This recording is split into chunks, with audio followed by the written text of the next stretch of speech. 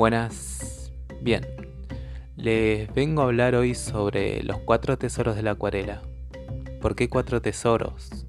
Antiguamente en Japón o en China habían 4 tesoros que eran la tinta china, el pincel, el tintero y lo que es el papel.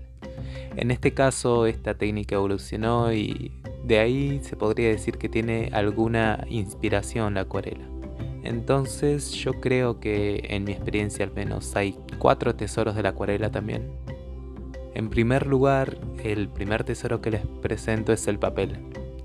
El papel de la acuarela es particular. Para los que ya han pintado o ya tienen alguna experiencia, saben que es de 300 gramos. Este papel permite conservar la humedad, permite jugar con el agua, permite explayarse con el agua y la acuarela y generar distintas variaciones de manchas de pintura y formas en las que se plasma la acuarela, el pigmento, sobre el papel. Siendo de un menor gramaje, como puede ser de 120 gramos, de 90 gramos. ¿Se puede pintar en ellos? Sí, se puede. Yo he usado uno de 90 gramos en su momento. Acá les muestro algunos trabajos. Es un papel en el que se puede trabajar, como digo, se puede experimentar, se puede hacer pruebas. Ahora, para quien recién comienza, es mejor empezar con 300 gramos. ¿Por qué? Más allá del costo que pueda llegar a ser este papel de 300 gramos, permite ir con confianza, estar bastante seguros, no frustrarse a la primera. Entre las marcas y tipos de papel, hay 3 marcas muy reconocidas. Entre ellas tenemos a Fabriano, Canson y Arches. Para empezar, el Fabriano de 300 gramos puede ser el mejor en este caso.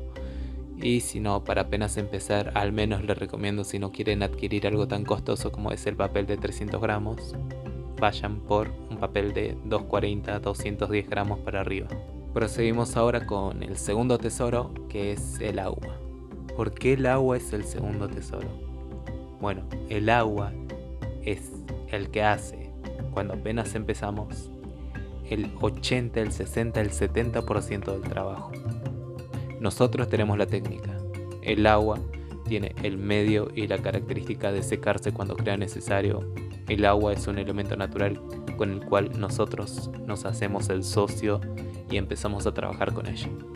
Hay muchas técnicas. Se trabaja con un recipiente con agua para lo que son las mezclas de pintura y otro recipiente para lavar el pincel. Esto para que no haya tanta mezcla entre los dos. Vamos por el tercer elemento, que es el pincel. ¿Qué particularidad tiene el pincel? Primero, antes que nada, todos los pinceles que trabajen o deseen trabajar con la acuarela deben ser suaves, de un pelo suave.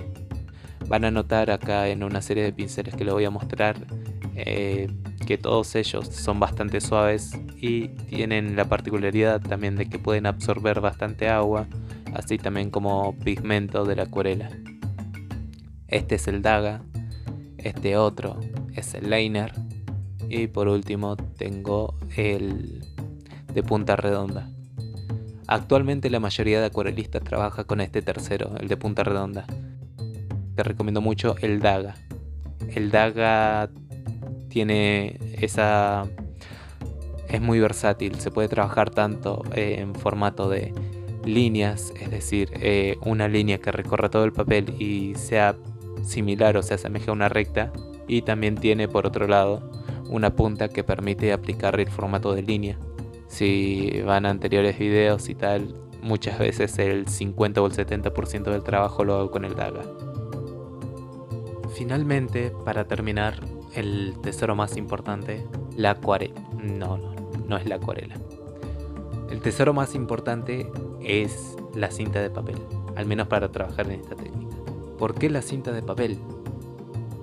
Antiguamente había una fe, una creencia, una misticidad, esa magia de creer en algo realmente, de creer que algo puede ser posible, de que un acto sea posible. Esa fe y esa creencia en la pintura se traducía en que sobre el papel, sobre el lienzo, íbamos a poder plasmar lo que necesitáramos, lo que nuestro alma pide.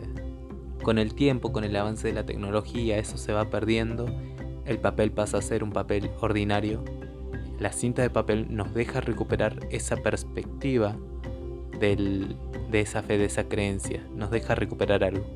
Cuando nosotros limitamos y pegamos el papel a la hoja, al soporte, estamos limitando una sección, un espacio, un plano del cuadro donde nosotros vamos a poder crear y vamos a poder manifestar todo lo que queramos. Es una ventana a un mundo que no es solamente lo que vemos, sino cómo nosotros lo interpretamos y le damos algo nuestro. El color de la cinta del papel es un color neutro que divide el espacio blanco de la hoja, pero a la vez, al ser un color neutro, un color que no es intenso, no es rojo, no es azul, permite que esto no varíe en los colores que nosotros vamos a proyectar sobre la hoja, que no interfiera con nuestra visión. Soy yo y el espacio en blanco. Y dentro de ese espacio en blanco tengo que tener en cuenta la profundidad, la dirección, los sentidos, la perspectiva. Bien, si les gustó, me ayudan mucho suscribiéndose, comentando, dando like. Y nada, compartir siempre todo lo que, si creen que algo les sirve a ustedes y le puede servir a alguien más, compartir. Y eso. Saludos y hasta la próxima.